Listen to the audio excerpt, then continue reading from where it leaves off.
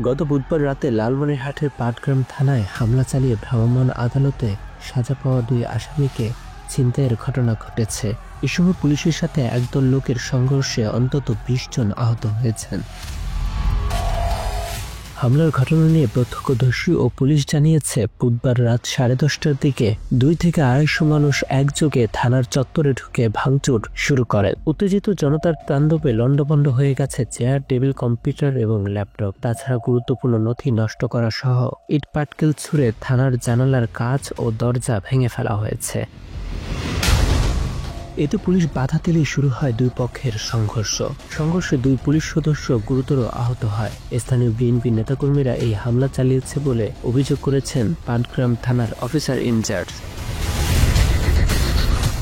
Police আরও বলছেন, বুধবার সন্ধ্যায় লালমনিরহাট বুড়িমারি মহাসড়কের সরোরবাজার এলাকায় চাঁদাবাজির সময় বেলাল ও সোহেলকে হাতে নাতে আটক করে তারা। পরে ওই 2 জনকে 1 মাসে বিনাশ্রম কারাদণ্ড দেন ভ্রাম্যমাণ আদালত।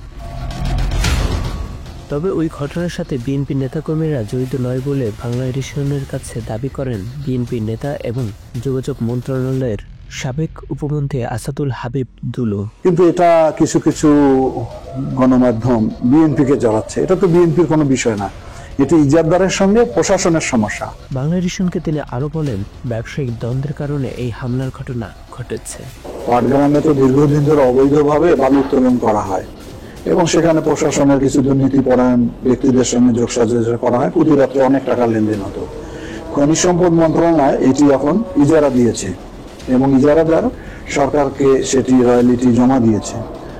তারা বালু উত্তোলন করছে। এখন যেহেতু সপ্তাহনিশী মহলের স্বার্থের ব্যাঘাত হয়েছে, সে কারণে প্রশাসনের সঙ্গে ইজারাদারের সমস্যা তৈরি হয়েছে। এই প্রেক্ষিতে তারা যে 2 জন লোককে গ্রেপ্তার করেছিল, ইজারাদার সম্ভবত থানায় গিয়ে জিজ্ঞাসা করছিল যে কেন গ্রেপ্তার করা হলো। সেখানে ইজারাদারকে শারীরিকভাবে নির্যাতন করেছিল।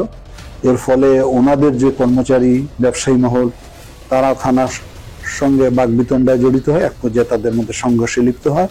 এখানে উভয় পক্ষ এরা ভাঙচুর করে এবং পাশাপাশি পুলিশ ও টিয়ার শেল গুলি নিক্ষেপ করে। স্থানীয় বিএনপি নেতাকর্মীরা থানায় হামলার সঙ্গে জড়িত থাকতে পারেন এমনটা উল্লেখ করে সামাজিক যোগাযোগ মাধ্যমে বিষয়টির সমালোচনা করেছেন জাতীয় নাগরিক পার্টির উত্তরাঞ্চলের মুখ্য সংগঠক সার্জিস আলম। তদন্ত ছাড়াই সার্জিসের এমন সমালোচনা নিয়ে প্রশ্ন তুলেছেন আসাদুল হাবিব। এখন সার্জিস আলম নতুন দলের একজন খ্যাতনামা নেতা, কিন্তু ওনার দায়িত্বশীল পদ থেকে একটি জিনিস তদন্ত ছাড়াই হঠাৎ করে একটি দলকে নিয়ে এই মন্তব্য করাটা তো আমার মনে হয় যে ওনার ওই অবস্থান থেকে করাটা সঠিক হয়েছে কিনা। উনি কি বিষয়টা জেনেছেন? না জেনে হঠাৎ করে একজন বললেন, উনি একটা মন্তব্য করে দিল একটা দল সম্পর্কে। এটাই হলো আমার বিষয় বলার, যে উনি তো জিনিসটা জেনে বিএনপিকে জড়িত করা উচিত ছিল। ঘটনাস্থল পরিদর্শন করে রংপুর রেঞ্জের ডিআইজি আমিনুল ইসলাম বলেন, হামলার সাথে যারাই জড়িত থাকুক না কেন তাদের কোনোভাবেই ছাড় দেওয়া হবে না। সিসিটিভি ফুটেজ দেখে জড়িতদের চিহ্নিত করে আনা হবে আইনের আওতায়। এমন পরিস্থিতিতে কাদা ছড়াছড়ি না করে সুষ্ঠু তদন্তের মাধ্যমে অপরাধীদের দ্রুত শাস্তির আওতায় আনার দাবি জানিয়েছেন পাটগ্রামবাসীও।